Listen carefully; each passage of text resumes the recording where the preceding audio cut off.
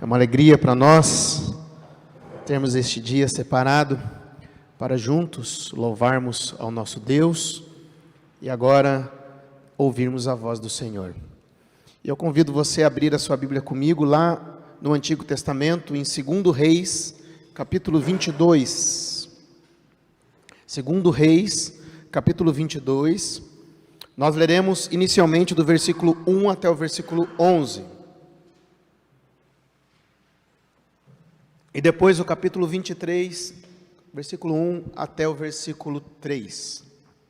A palavra de Deus diz assim: Josias tinha 8 anos de idade quando começou a reinar e reinou 31 anos em Jerusalém. O nome de sua mãe era Gedida, filha de Adaías. Ela era de Boscate. Ele fez o que o Senhor aprova e andou nos caminhos de Davi, seu predecessor, sem desviar-se nem para a direita nem para a esquerda. No 18º ano do seu reinado, o rei Josias enviou o secretário Safã, filho de Azalias e neto de Mesulão, ao templo do Senhor, dizendo: Vá ao sumo sacerdote Ilquias e mande-o ajuntar a prata que foi trazida ao templo, que os guardas das portas recolheram do povo. Eles deverão entregar a prata aos homens nomeados para supervisionar a reforma do templo, para poderem pagar os trabalhadores que fazem os reparos no templo do Senhor, os carpinteiros, os construtores e os pedreiros. Além disso, comprarão madeira e pedras lavradas para os reparos no templo, mas eles não precisarão prestar contas da prata que lhe foi confiada, pois estão agindo com honestidade. Então o sumo sacerdote Ilquias disse ao secretário Safã: Encontrei o livro da lei no templo do Senhor. Ele o entregou a Safã, que o leu. O secretário Safã voltou ao rei e lhe informou: Teus servos entregaram a prata que havia no templo do Senhor e a confiaram aos trabalhadores e aos supervisores no templo. E o secretário Safã acrescentou: O sacerdote Ilquias entregou-me um livro, e Safã o leu para o rei. Assim que o rei ouviu as palavras do livro da lei, rasgou as suas vestes. Capítulo 23, agora, versículo 1 a versículo 3. Diz assim: Depois disso, o rei convocou todas as autoridades de Judá e de Jerusalém. Em seguida, o rei subiu ao templo do Senhor, acompanhado por todos os homens de Judá. Todo o povo de Jerusalém, os sacerdotes e os profetas, todo o povo do mais simples aos mais importantes. Para todos, o rei leu em alta voz todas as palavras do livro da aliança que havia sido encontrado no templo do Senhor. O rei colocou-se junto à coluna real e na presença do Senhor fez uma aliança, comprometendo-se a seguir o Senhor e a obedecer de todo o coração e de toda a alma aos seus mandamentos e aos seus preceitos e aos seus decretos, confirmando assim as palavras da aliança escritas naquele livro. Então todo o povo se comprometeu com a aliança. Vamos orar mais uma vez. Senhor, nosso Deus e nosso Pai, eu quero te agradecer por esta noite em que nós nos reunimos aqui. E agora que abrimos a tua palavra, nós te clamamos, Senhor, abra os nossos olhos para que possamos entender as maravilhas da tua lei e que o teu Santo Espírito venha falar conosco aqui, aqueles que também estão em casa, Deus, que possamos ser edificados pelo Senhor. Pois é no nome de Jesus que eu oro e agradeço. Amém. Queridos, eu gostaria de pedir uma licença para os irmãos, como ontem foi o dia da Reforma Protestante, hoje eu não vou continuar, somente hoje, com a série no Sermão do Monte, a ética do reino, mas eu gostaria de falar sobre a redescoberta das Escrituras. A redescoberta das Escrituras. Comemoramos, como eu disse, 503 anos de reforma protestante. E um dos pilares da reforma foi e é o sola scriptura, ou seja, somente as escrituras, porque foi justamente a volta às escrituras que desenrolou a reforma protestante inicialmente dirigida por Martinho Lutero. Tiveram os pré-reformadores, aqueles que tentaram, morreram, mas Lutero foi o grande precursor ali da reforma protestante com a palavra de Deus. Quem foi Martinho Lutero? Martinho Lutero nasceu em 1483 na Alemanha, em um lar que era muito religioso, um lar muito católico. Inicialmente, ele gostaria de seguir na carreira jurídica, mas em 1505 ele estava em uma tempestade, com medo de morrer. Então ele pediu a Santa Ana, que era a padroeira dos mineiros, que se ela o salvasse, ele viraria monge. De tanto medo que ele estava naquela tempestade, naquela chuva. 12 dias depois, ele foi até a porta de um mosteiro augustiniano. Ele bateu naquele mosteiro e ele foi aceito como monge. Alguns anos depois, ali naquele mosteiro, ele vai ingressar de uma maneira buscando a sua salvação. A intenção dele era buscar a sua salvação. E alguns anos depois, por exemplo, em 1512, Lutero já tinha crescido bastante dentro da ordem. Ele se torna professor da Universidade de Wittenberg, de teologia. E ele começa a ministrar alguns livros da Bíblia, e entre estes livros, a carta aos Gálatas e também a carta aos Romanos. E quando quando Lutero está estudando ali estas cartas, e principalmente a carta aos Romanos, ele descobre que o justo viverá pela fé. Que o justo viverá pela fé. Ele começa a ter um entendimento agora que a salvação, ela não era através dos sacramentos e nem do pagamento das indulgências, mas que a salvação, que a pessoa se tornava justa pela fé. Tanto que no dia 31 de outubro de 1517, Lutero então, diante das vendas de indulgências, principalmente por um homem chamado John Tetzel, ele vai até a porta da Catedral de Wittenberg, e ali então ele prega as 95 teses contra os abusos da Igreja Católica e do Papa. E eu não sei se você já teve a curiosidade de ler a respeito dessas teses, né? Se você colocar na internet, né, lá, 95 teses, Lutero, você vai ler. A cabeça nossa, tese, muitas vezes é assim, eu vou ler uma tese, eu estou com uma tese do presbitério para ler agora, de um recém-formado, e ela tem 115 páginas, uma tese. Então você pensa assim, eu vou ler uma tese, mas eram curtas as frases. Por exemplo, olha o que a primeira tese dele vai dizer. Dizendo nosso Senhor e Mestre Jesus Cristo, arrependei-vos, certamente quer que toda a vida dos seus crentes na terra seja contínuo arrependimento.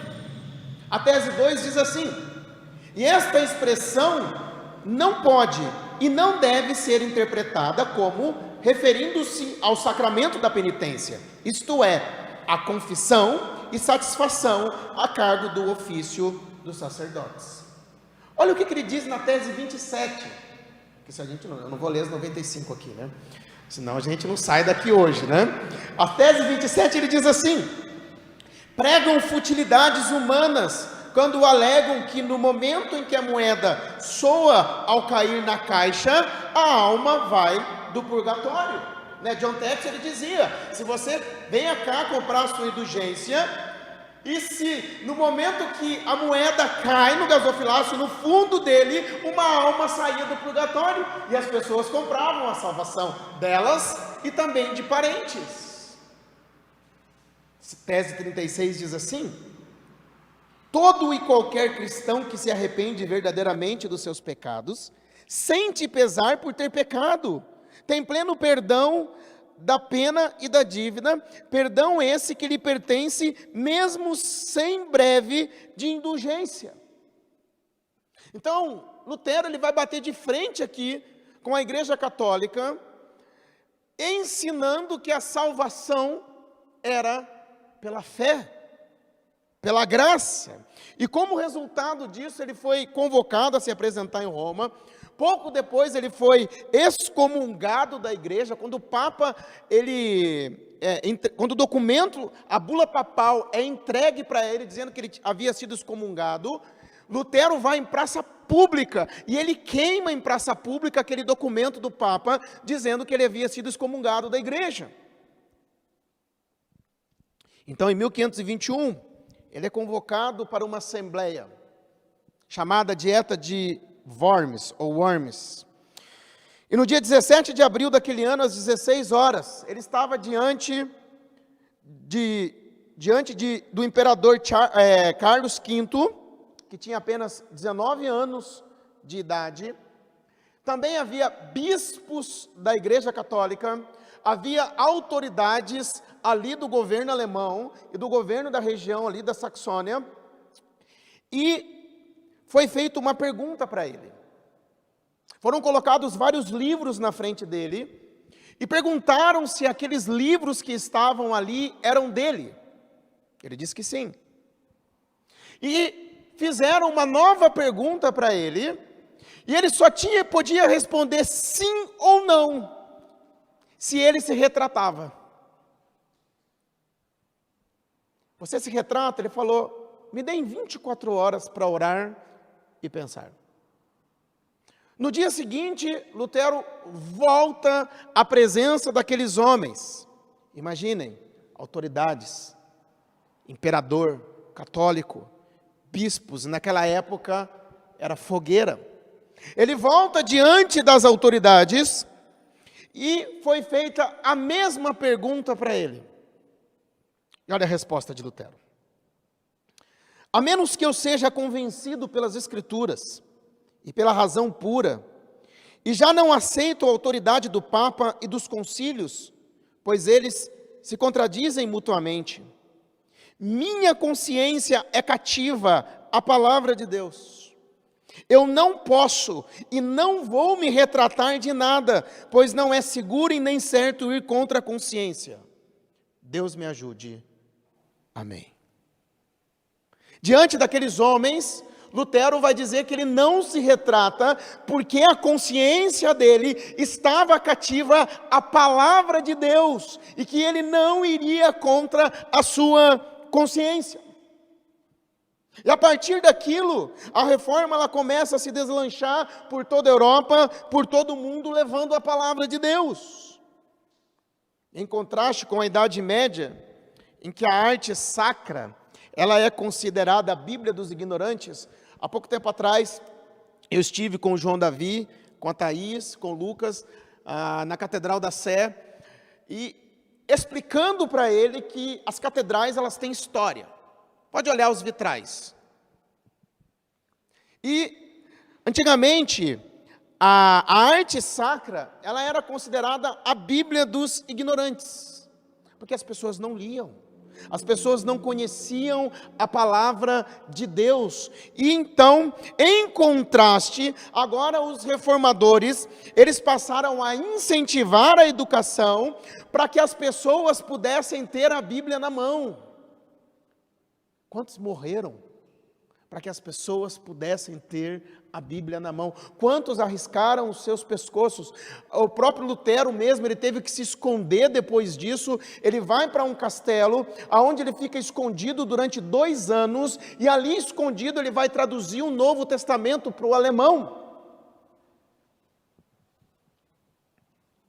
A Bíblia, então, ela passa a estar na mão do povo, várias versões, e como resultado disso também, escolas e universidades começam a se espalhar pelo mundo. Percebam que o que trouxe a reforma para a igreja não foi Lutero. O que trouxe a reforma foi a Bíblia. Lutero foi apenas um instrumento do Senhor.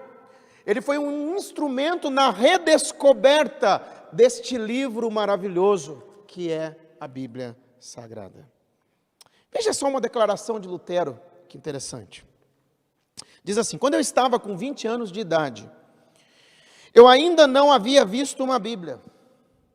Eu achava que não existiam evangelhos ou epístolas, exceto as que estavam escritas nas liturgias dominicais. Finalmente encontrei uma Bíblia na biblioteca e levei-a comigo para o mosteiro e comecei a ler, reler e ler tudo novamente. Gente, um homem que descobre uma Bíblia na biblioteca, e ele começa a ler e reler, e reler, e reler, e aquele homem se tornou um instrumento de Deus para impulsionar a reforma protestante. O tempo que Lutero vivia era um tempo de trevas, e ao redescobrir a palavra, ele a usou e a reforma veio. Da mesma forma, Josias, no texto que nós lemos aqui, Josias também vivia em um tempo de trevas, um tempo de extrema ignorância espiritual do povo de Deus. Algumas coisas que nós aprendemos aqui de negativo que havia no meio do povo. Primeiro, os hábitos pagãos haviam se infiltrado na vida do povo. Olha só, capítulo 23, olha o versículo 4, o que diz? Diz assim: o rei deu ordens ao sumo sacerdote Ilquias, aos sacerdotes auxiliares e aos guardas da porta, que retirassem do templo do Senhor todos os utensílios feitos para Baal e Azera e para todos os exércitos celestes, e os queimou fora de Jerusalém, nos campos do vale de Cedron, e levou as cinzas para Betel. Versículo 7. Também derrubou as acomodações das prostitutas cultuais que ficavam no templo do Senhor, onde as mulheres teciam para Azerá. Versículo 10 agora. Também profanou o tefote, que ficava no vale de Ben-Inom, de modo que ninguém mais pudesse usá-lo para sacrificar seu filho ou filha a Moloque. Então, no meio do povo de Deus, e estava muito forte na vida e também no culto. Eles tinham poste ídolos, utensílios a Baal, adoração aos astros, né? Quando eu penso em adoração aos astros, né, é igual o crente que fala: deixa eu ver como é que está meu horóscopo hoje, né? Casa de prostituição cultual no templo, sacrifícios de crianças. O povo de Deus estava mergulhado na idolatria. Mas também os sacerdotes que haviam, lembra que nós lemos aqui no começo? O sacerdote Ilquias encontrou o livro da lei. Havia uns sacerdotes, os sacerdotes eles estavam lá, mas eles desenvolviam, o sacerdócio estava sendo desenvolvido apenas como uma profissão. Por que apenas como uma profissão? Porque a palavra de Deus estava perdida. Havia o sacerdócio, e eles eram éticos, porque quando ele fala aqui da coleta do dinheiro, ele vai dizer: olha, não precisa contar, porque eles estão agindo com honestidade. Eles eram éticos, eles estavam lá, mas nem eles conheciam a palavra de Deus. O resultado foi o quê? Quando a palavra de Deus foi tirada? Hábitos pagãos entraram na vida do povo. Quando a palavra de Deus foi retirada, hábitos pagãos na vida do povo. E a religião de Israel, ela era apenas uma conservação histórica. Por que conservação histórica? Porque o povo estava lá, o templo estava lá, os sacerdotes estavam lá. Eles estavam preocupados com o que os sacerdotes? Com a palavra? Não. Por isso que eu fiz questão de ler até o versículo 11. Eles estavam preocupados com os reparos do templo, com uma construção, com a conservação histórica da religião, sem que houvesse um quebrantamento no coração. Essa era a preocupação naquele momento. É triste ver, porque conservação histórica da religião só mata a igreja. Nós vemos muito isso através do liberalismo teológico. E como resultado havia o desconhecimento da palavra de Deus. Ela estava perdida. O povo não conhecia a lei. Ninguém conhecia a palavra de Deus, ela não servia de referência para o povo, ela estava literalmente engavetada. Imagina, gente, está tendo uma construção, de repente o sacerdote chega no rapaz e fala: olha, eu encontrei esse livro, leva para o rei. E esse livro era a lei de Deus, a palavra de Deus. E de repente ele chega diante do rei para ler para o rei. Mas ele não chega falando, ele fala: está aqui, foi feito isso, mas isso aqui, ó, do tempo. Ah, o sacerdote Ilquias encontrou isso aqui, ó. E lê para o rei. Não era preocupação a palavra. O povo de Judá estava mergulhado na idolatria. A religião havia se misturado com outras religiões. Os sacerdotes eram apenas profissionais, havia apenas uma conservação histórica e a palavra de Deus estava perdida. Eu creio que a realidade do Brasil, em alguns aspectos, não é diferente. A nossa religiosidade, ela é muito sincretista. É uma mistura dentro do cristianismo com outras religiões. Uma mistura. Sal grosso. Eu não vi isso. Da Bíblia? Põe o seu copo de água sobre a TV, em frente à TV, do lado da TV, seja onde for. De onde vem isso? Da Bíblia? Ecumenismo? Todo mundo é irmão? Vamos nos abraçar? Porque todo mundo é filho de Deus. Eu nunca li isso na palavra de Deus. Muitas coisas têm sido acrescentadas às Escrituras, mas também muitas coisas parece que algumas pessoas querem tirar das Escrituras.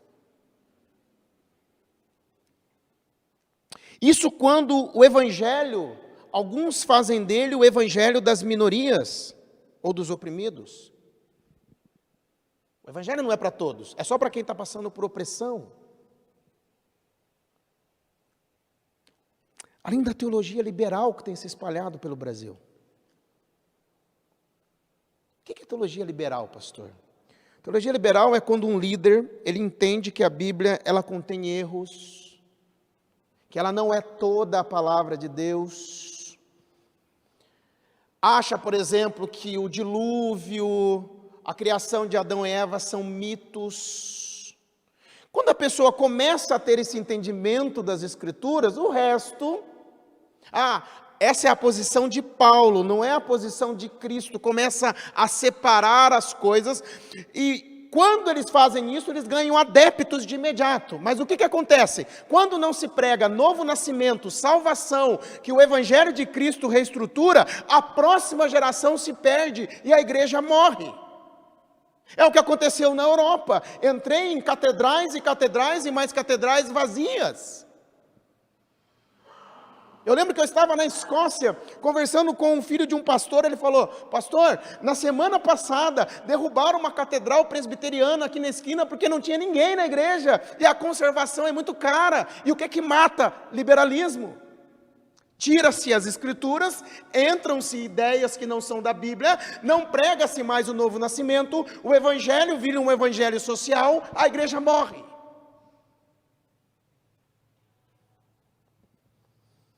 Todas as distorções acontecem quando a palavra é tirada do centro. E eu pergunto para você, em que lugar se encontra a palavra na sua vida? Em que lugar se encontra na vida dos seus filhos? Onde está? Josias foi um homem que soube aproveitar as oportunidades para a mudança. E como que a mudança então começou? Na vida de Josias, e é claro, e é lindo de se ler isso. Versículo 11 diz assim, olha só: assim que o rei ouviu as palavras do livro da lei, rasgou as suas vestes. Quando ele escuta aquelas palavras, quando ele escuta ali os absolutos de Deus, o que Deus requeria do povo, bate um profundo arrependimento na vida de Josias, porque ele sabia que estava errado.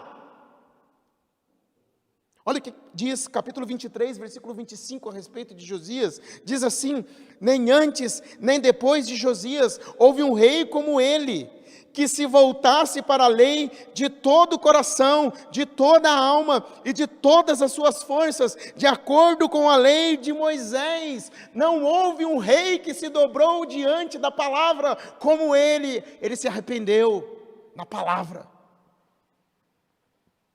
A palavra de Deus, ela é remédio para a nossa alma.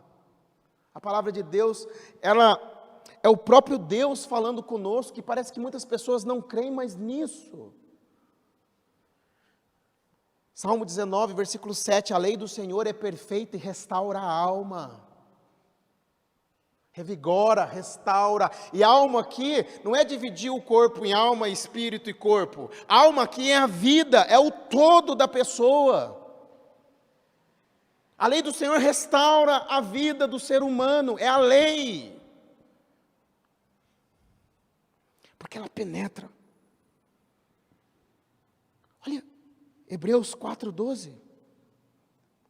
A palavra de Deus é viva. É viva e eficaz. Ela é suficiente. Ela é viva, ela é suficiente, ela é eficaz e mais afiada que qualquer espada de 2 gumes, e ela penetra ao ponto de dividir alma e espírito, juntas e medulas, e julga os pensamentos e intenções do coração. Ela vai lá no mais profundo do nosso ser e fala: você está errado, ou você está certo, ou às vezes é um momento que a gente está ali triste, baqueado, e Deus, através da palavra, nos dá ânimo. Muitas vezes nós estamos em pecado e Deus, através da palavra, Ele vai nos exortar. Ela vai lá dentro, mas não basta ler. A palavra de Deus tem que ser entendida, a palavra de Deus tem que ser estudada. Nós estamos estudando na escola dominical, como foi dito aqui, as 9 marcas de uma igreja saudável. Vimos na semana retrasada uma introdução, o que é uma igreja saudável, e hoje nós falamos sobre pregação expositiva, que é a importância de vir aqui à frente, o pregador, e de abrir e falar o que a Bíblia diz. Aqui na igreja nós já pregamos o livro de Gálatas, já pregamos o livro de Ruth, já pregamos Tiago, e isso tem a ver com os membros da igreja. A palavra tem que ser entendida, a palavra tem que ser guardada no coração, como o salmista diz: guardo no meu coração as tuas palavras para não pecar contra ti.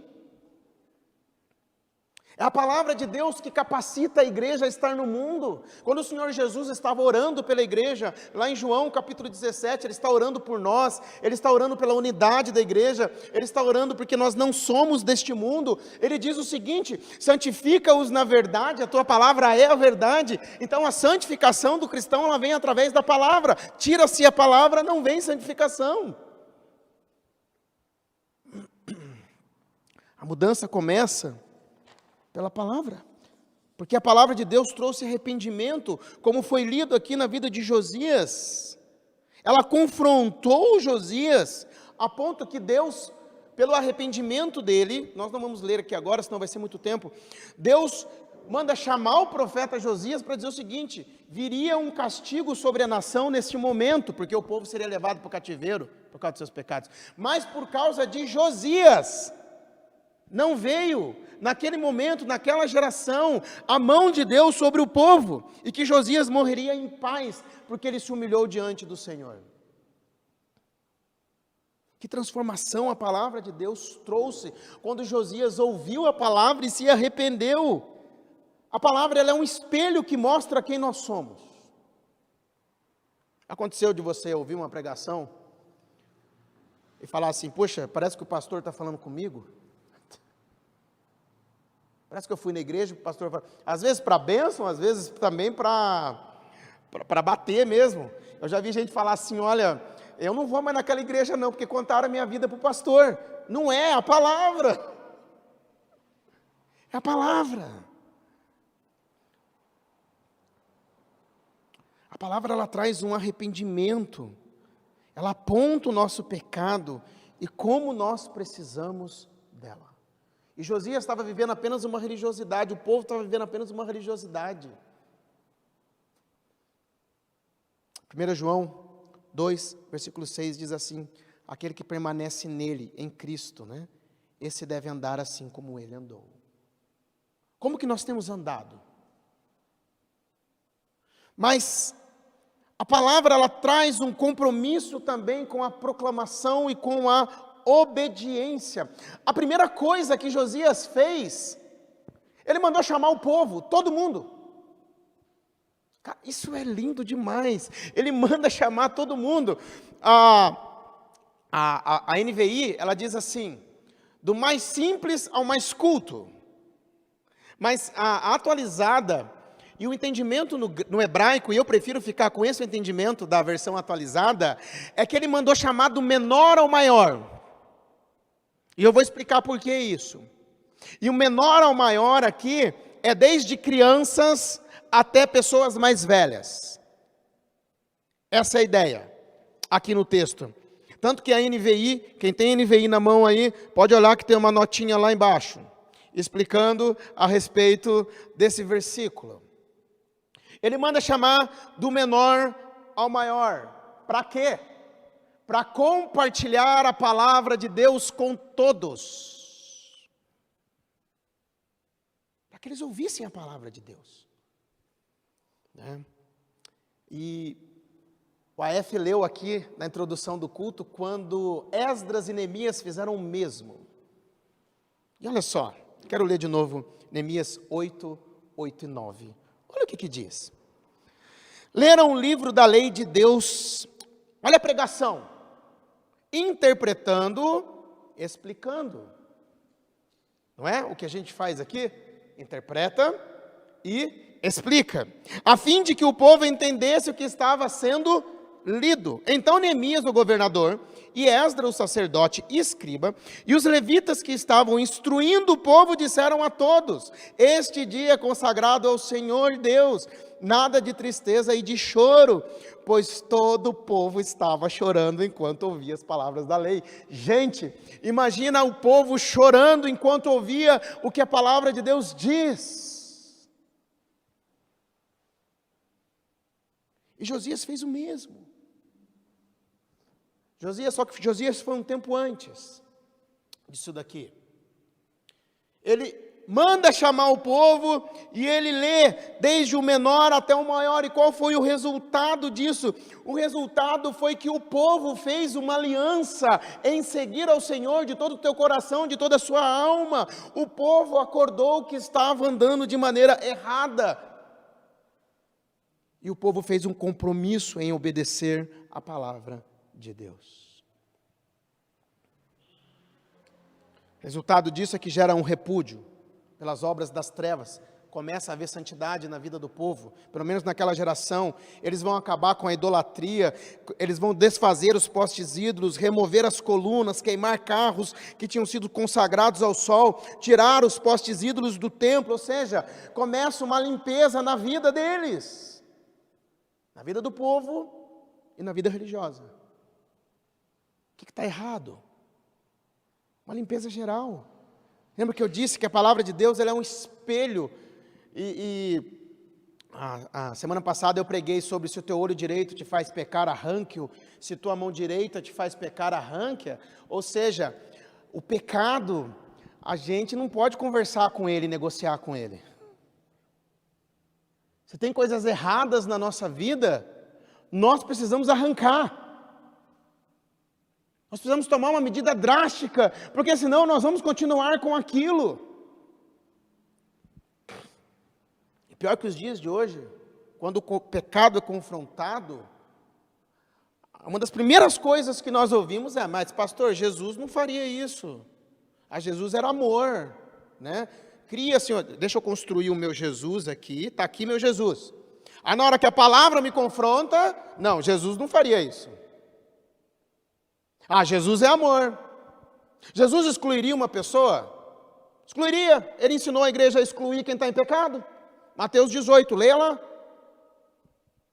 Ele entrou no templo, viu que estavam vendendo à torto e direito, ele pegou e fez o que com os vendedores do templo? Chamou todo mundo de bonzinho e falou: vem cá, eu quero ter uma conversinha com vocês legal, senta no banquinho. Não! E um discurso duro que ele deu e todo mundo foi embora. E ainda o povo falou: nossa, que discurso duro. Aí ele olhou para os discípulos dele e falou: vocês não vão embora também não? E os discípulos falaram o quê? Para onde nós iremos, se só tu tens as palavras de vida? Então, nós não podemos criar um Jesus conforme eu penso, mas é conforme a palavra de Deus. Tira-se a palavra do centro, começa a vir hábitos não cristãos na minha vida. E nós começamos a colocar palavras. Lembra que eu disse? Nos dias de hoje, ou se coloca palavras na Bíblia, ou se tira as palavras da Bíblia. E não é isso que pode acontecer, mas tem que ser a Bíblia.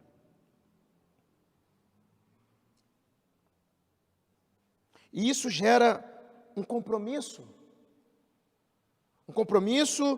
de proclamação, obediência e de limpeza nas nossas vidas. Queridos, a transformação ela começa pela palavra. Ela trouxe transformação na vida do povo. O juízo de Deus viria. Ela trouxe arrependimento, compromisso, proclamação, limpeza. E Josias compartilhou com todos, desde o menor até o maior. Eu creio que a gente pode tirar duas lições aqui. Primeiro, Deus pode trazer um avivamento no meio do seu povo.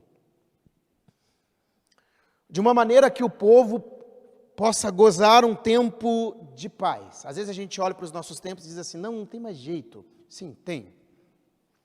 Deus pode derramar o Espírito Santo de uma maneira que nós venhamos a gozar um tempo de paz. Lembra o que diz lá em Timóteo, quando fala para orarmos pelas nossas autoridades, para que tenhamos dias de paz. Isto é bom e agradável perante o Senhor. Deus pode derramar um avivamento, mas de repente uma geração pode gozar de um avivamento e outra geração não, como foi no caso aqui de Josias. Aquela geração dele gozou de um avivamento, mas a próxima geração foi levada para o cativeiro da Babilônia.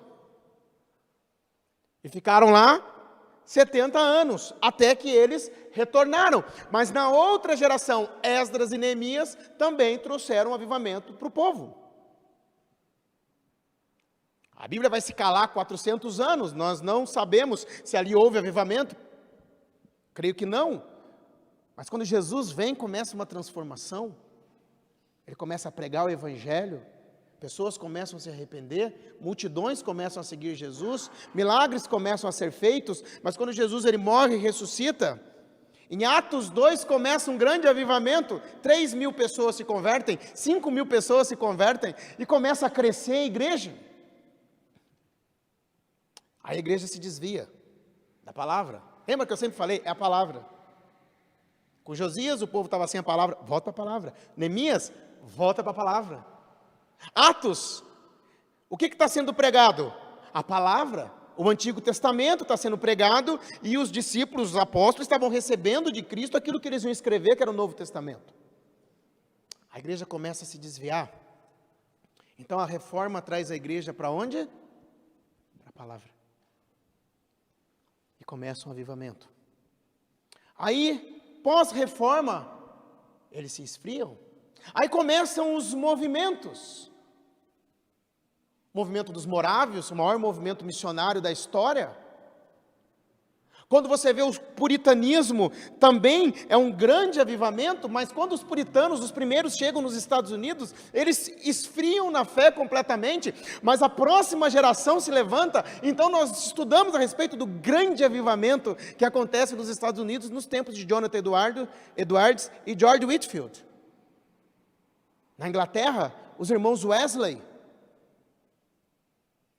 Aí você fala: mas pastor, isso não existe nos dias de hoje. Quando você chegar na sua casa, coloque lá no YouTube, avivamento no povo Zulu, na África do Sul.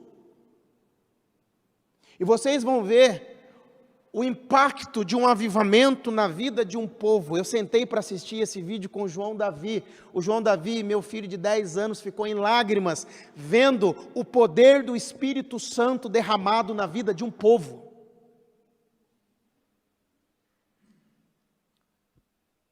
Diz que nas Ilhas Fídjis também tem acontecido um avivamento, pelo menos alguns anos atrás.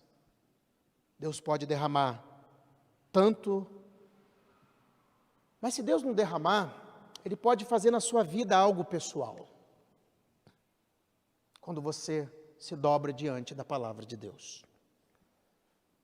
Quando você se coloca diante da palavra de Deus. Ela pode trazer um avivamento no âmbito pessoal. E aqui, porque eu defendo a minha tese de que é do menor ao maior. Por quê?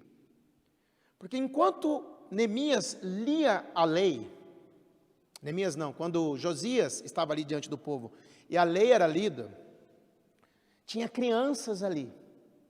Crianças essas, de 5 e 6 anos de idade, que foram levadas para o cativeiro babilônico.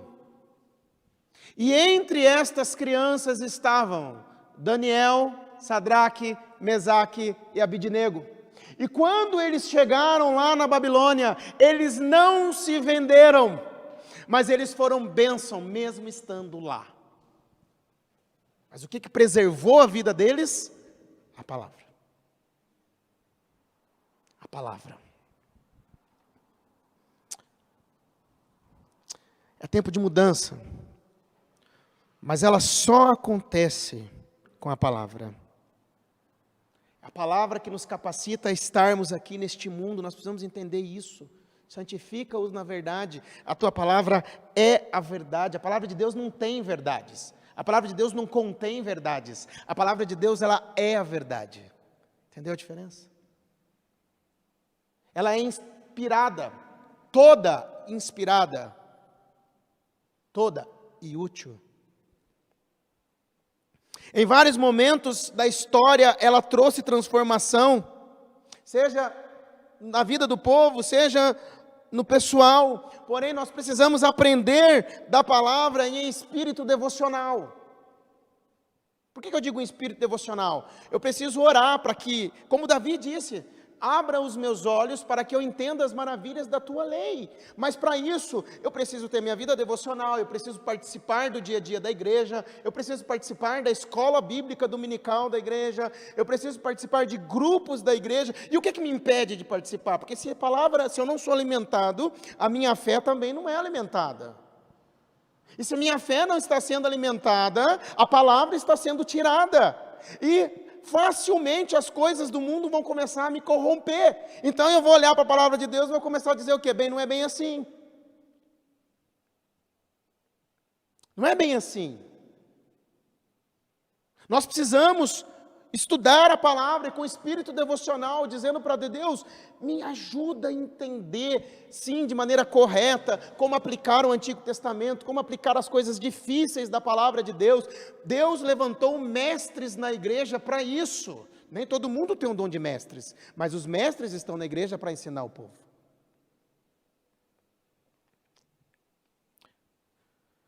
Por isso, o meu desafio para você que está aqui, para você que está em casa, é que você hoje esteja determinado a aprender mais da palavra de Deus e faça como o povo de Judá. Está lá no capítulo 23, versículo 3. Então o povo se comprometeu com a aliança.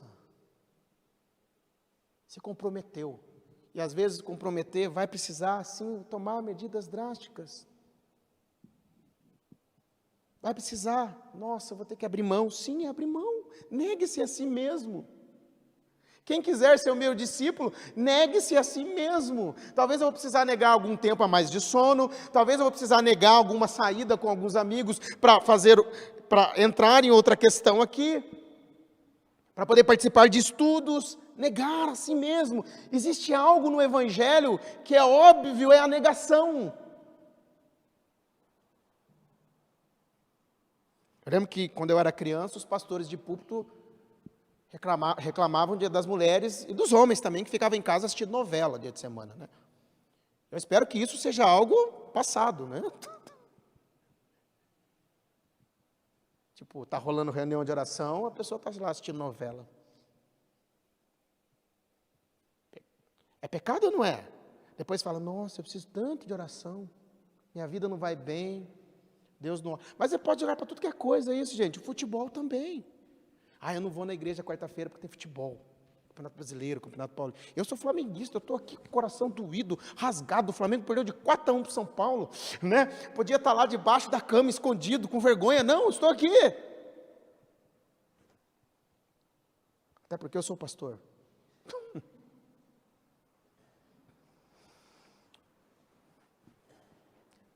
São muitas coisas.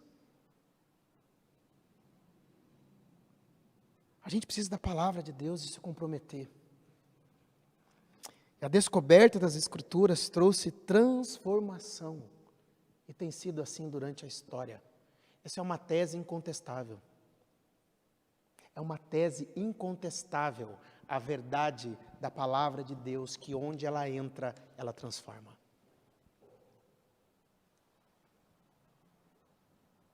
E você? Estamos aqui hoje num dia de ceia. E eu gostaria de terminar porque é o seguinte: a redescoberta da Escritura traz transformação, mas ela também traz restauração e comunhão. Olha que interessante o que acontece, capítulo 23, versículo 21 a 23. 23, de 21 a 23, olha só. Então o rei deu a seguinte ordem a todo o povo: celebrem a Páscoa do Senhor, ao seu Deus, conforme está escrito neste livro da aliança. Nem nos dias dos juízes que lideraram Israel, nem durante todos os dias dos reis de Israel e dos reis de Judá foi celebrada uma Páscoa como esta. Mas no 18º ano do reinado de Josias, essa Páscoa foi celebrada ao Senhor em Jerusalém. Gente, aquilo trouxe tanta transformação na vida do povo, que o povo foi celebrar a Páscoa, e celebraram como nunca houve antes. O que era a Páscoa, lembra? A Páscoa, eles comiam um cordeiro pascual, lembrando da libertação no Egito. E, para vocês terem uma ideia, nunca mais vai ser realizada uma Páscoa daquela, até porque Cristo é o nosso Cordeiro Pascual e foi morto de uma vez por todas. Mas só de cordeiros e cabritos foram entregues a todos, famílias, 30.000. Cordeiros e cabritos. E bois, 3.000 bois. Você imagina como foi aquele dia, né? O número de animais que foram imolados. E nunca se comemorou uma Páscoa como aquela. Eles olharam para trás e lembraram do livramento do Senhor. E quando eles comiam a Páscoa, diz Deuteronômio, nós não vamos ler agora, capítulo 14, versículo 23 e versículo 26, que quando eles comiam da Páscoa, eles comiam na presença do Senhor. Por que isso? Porque nós estamos aqui hoje comemorando a Páscoa. Não a Páscoa que nós comemoramos em abril, mas é dia de ceia. O dia de ceia é o dia de nós olharmos para trás e lembrarmos do livramento que Deus nos deu através do seu Filho Jesus. O Cordeiro Pascual que morreu numa cruz por nós de uma vez por todas, mas ressuscitou. Por isso que ele vai dizer, partir do pão e disse, isto é o meu corpo que é dado em favor de vós, fazer isto em memória de mim. Eu lembro do corpo de Cristo rasgado ali na cruz. O sangue de Cristo derramado ao nosso favor, para o perdão dos nossos pecados.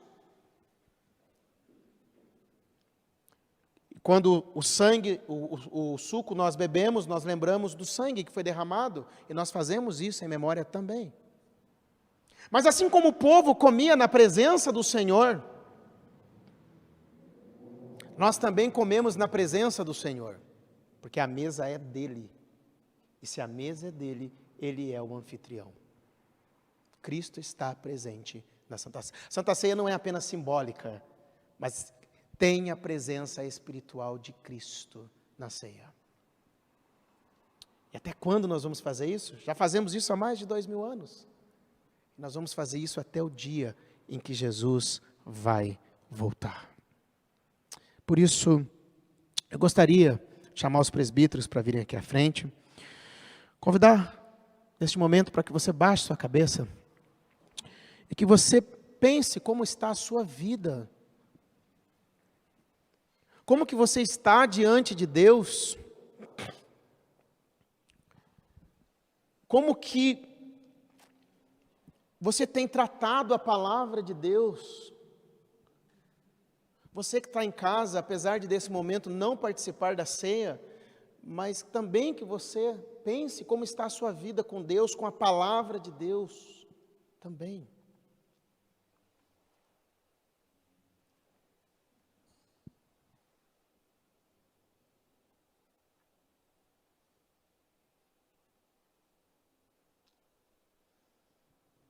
A Bíblia diz: examine-se, pois, o homem a si mesmo. Como você está? Porque o momento de ceia também é um momento de restauração.